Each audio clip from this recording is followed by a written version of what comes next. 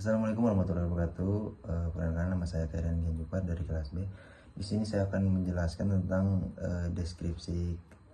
descriptive text about animals, and this is ada reading, writing, dan viewing.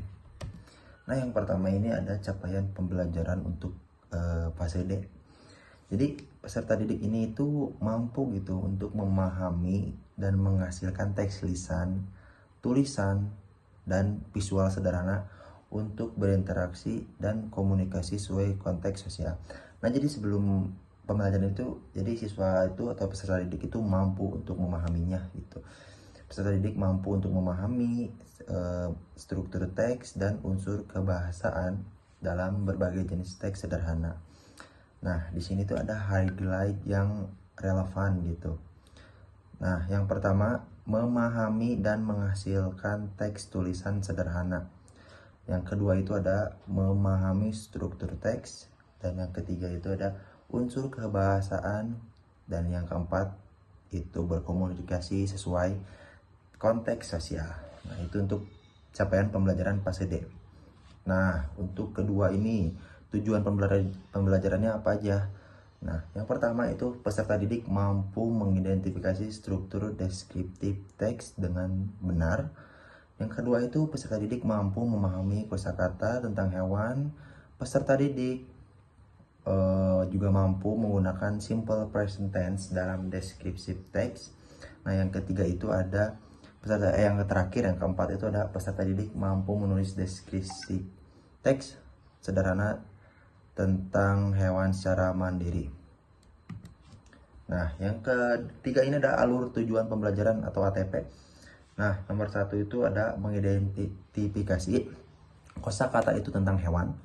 Yang kedua, memahami fungsi sosial deskriptif teks. Yang ketiga, mengidentifikasi generik struktur deskriptif teks. Yang keempat, memahami penggunaan simple present tense. Yang kelima, menulis deskripsi teks sederhana.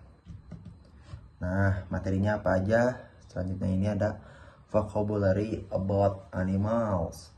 Jadi kayak seperti cat, elephant, tiger, wings, tail, or fur. Nah, itu tuh hal-hal yang harus mereka ketahui sebelum masuk pembelajaran gitu. Nah, yang kedua itu social function. Jadi mendeskripsikan hewan secara sederhana. Nah, yang ketiga adalah generic structure. Jadi mereka tuh mengidentifikasi juga mendeskripsikan description. Yang keempat ada language feature, simple present tense, ada adjective, ada linking verb. Nah, writing yang kelima ini adalah writing descriptive text. Jadi menulis paragraf sederhana tentang hewan. Oke, selanjutnya itu ada proses pembelajaran. Nah, yang keempat ini adalah langkah-langkah tahap aktivitas durasi BKOF. Itu guru dan siswa berdiskusi tentang hewan dan kosakata terkait itu 10 menit. Nah, yang kedua itu MOT. Guru memberikan contoh deskripsi teks dan menjelaskan strukturnya. Itu tuh 15 menit. Nah, yang ketiga itu JCOT, itu siswa menulis deskripsi teks bersama guru. Itu 20 menitan. Dan terakhir itu siswa menulis deskripsi teks secara mandiri, dan itu 25 menit. Oke, selanjutnya itu ada terakhir adalah conclusion. Jadi materi deskripsi teks ini disusun berdasarkan CP fase D dan ATP yang berurutan dari mudah ke sulit gitu.